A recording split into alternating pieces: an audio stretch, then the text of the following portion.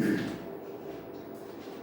Everyone, welcome to math classes. तो बात करेंगे इस वीडियो के अंदर क्लास 9 के लिए एक्सरसाइज 1.5।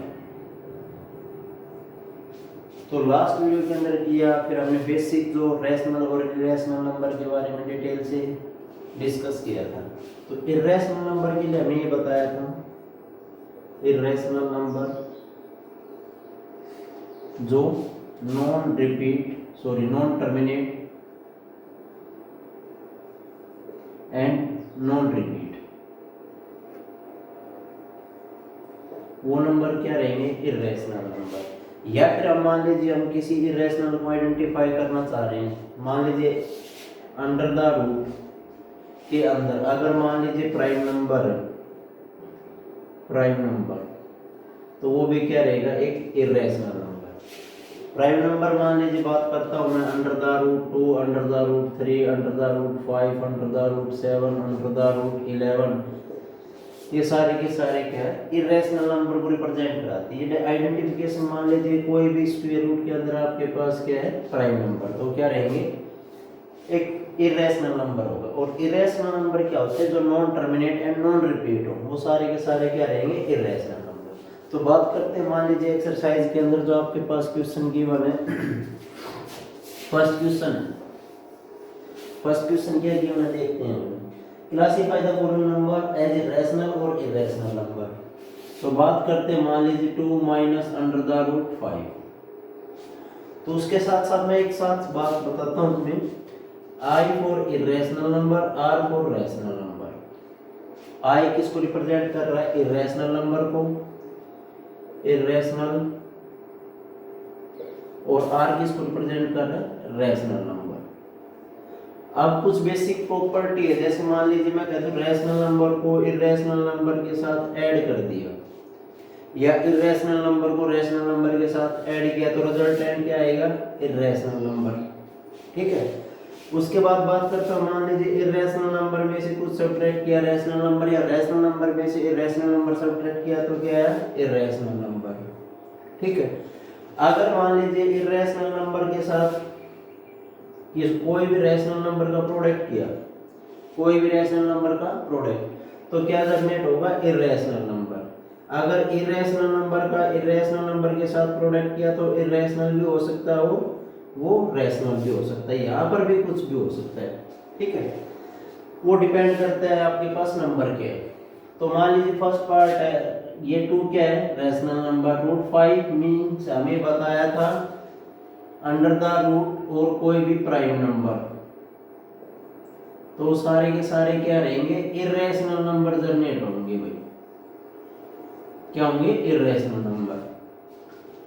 तो यहां से 2 माइनस रूट 5 मीन 2 क्या है? रैशनल नंबर है, मीन्स रैशनल, और रूट 5 क्या है? इरेशनल। तो रिजल्टेंट क्या होगा? इरेशनल माइनस रैशनल, या रैशनल माइनस इरेशनल, तो क्या होगा? एक इरेशनल नंबर आएगा। ठीक है भाई। सेकंड पार्ट है, जैसे 3 प्लस रूट 23 और माइनस अंडर द रूट 23, यही। तो ये क्या होगा? मान लीजिए रैशनल आएगा, इरेशनल नंबर आएगा, ये हमें आइडेंटिफाई करना है। तो देखो, मान लीजिए मैं ये कह सकता हूँ 3 प्लस रूट 23 और माइनस रूट 23, कैंसिल आउट, तो क्या है रिजल्ट? 3। और 3/1 मीन्स ये क्या है? Rational number. वो क्या होगा? एक रैशनल नंबर। ठीक है। उसके बाद नेक्स्ट है, जैसे 2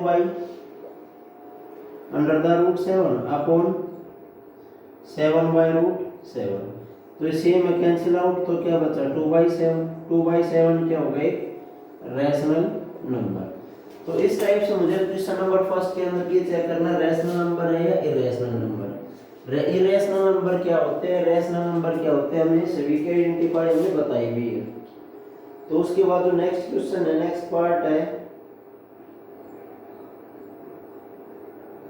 नेक्स्ट पार्ट के अंदर क्या है? मान लीजिए 1/√2 है,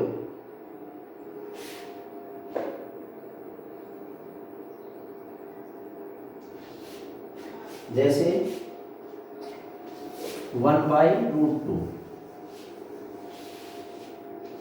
1/√2। अगर मान लीजिए डिनोमिनेटर का रैशनलाइजेशन किया तो √2/√2, तो ये क्या है भाई हमारे पास √2/2।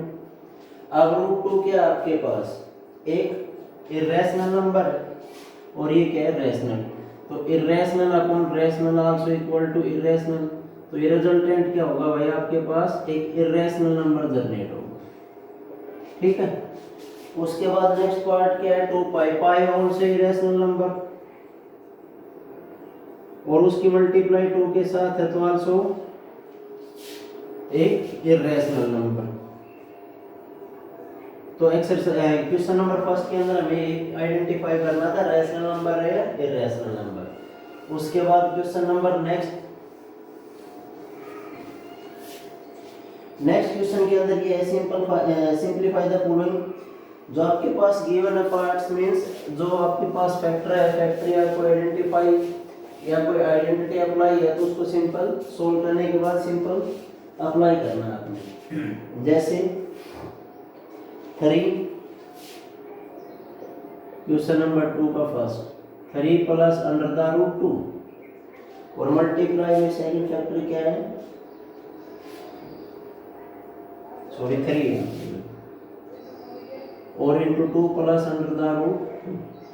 तो सिंपली सोल्व करना है आपने। सिंपली सोल्व का रिजल्टेंट क्या आएगा हमारे पास, मान लीजिए मैं कह दूं a प्लस बी और c प्लस डी, नहीं तो यहाँ पर कोई आइडेंटिटी अप्लाई है तो मान लो सिंपल क्या करना है आपने प्रोडक्ट कराना है। तो प्रोडक्ट कराएंगे तो क्या आएगा आपके पास भाई 6 प्लस √3 की मल्टीप्लाई √2 के साथ 3√2 प्लस 2√3 और plus √3 multiply √2।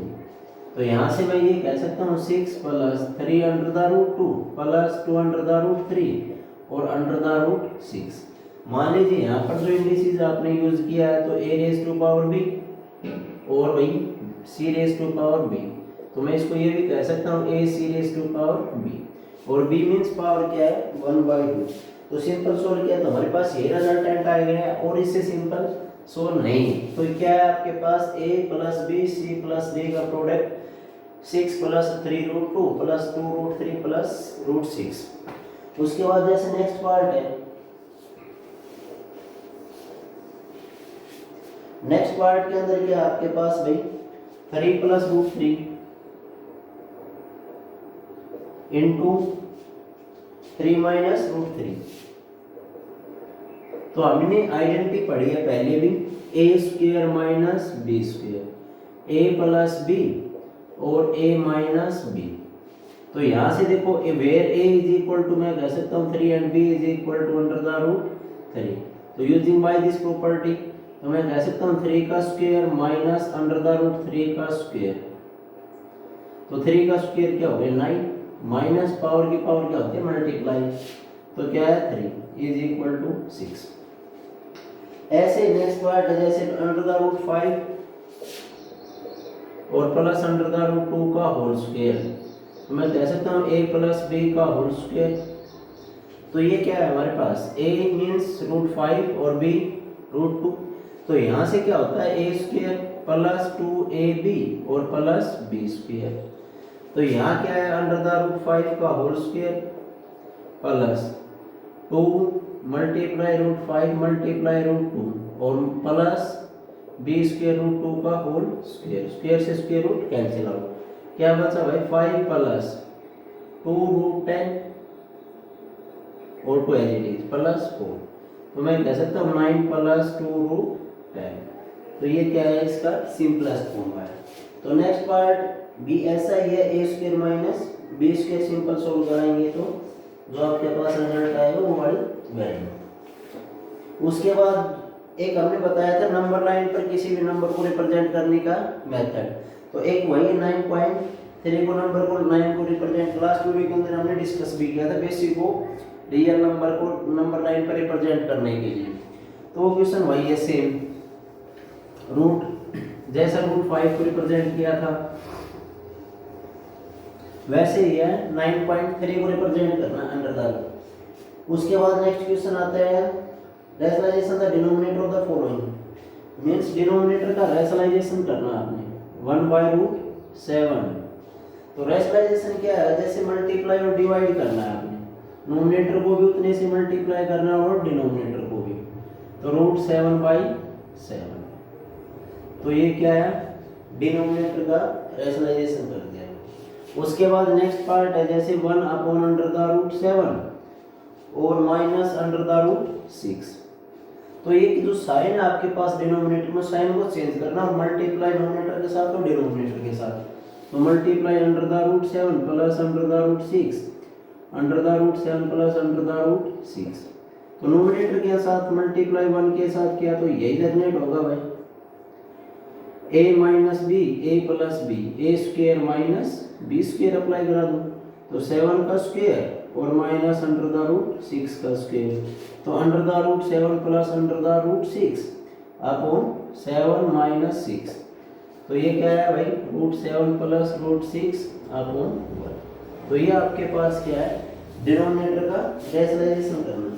Simple as it is हमारे पास सेकंड और third fourth part as it is करने हैं। तो एक्सरसाइज जो 1.5 कंप्लीट हो चुकी है आपके पास।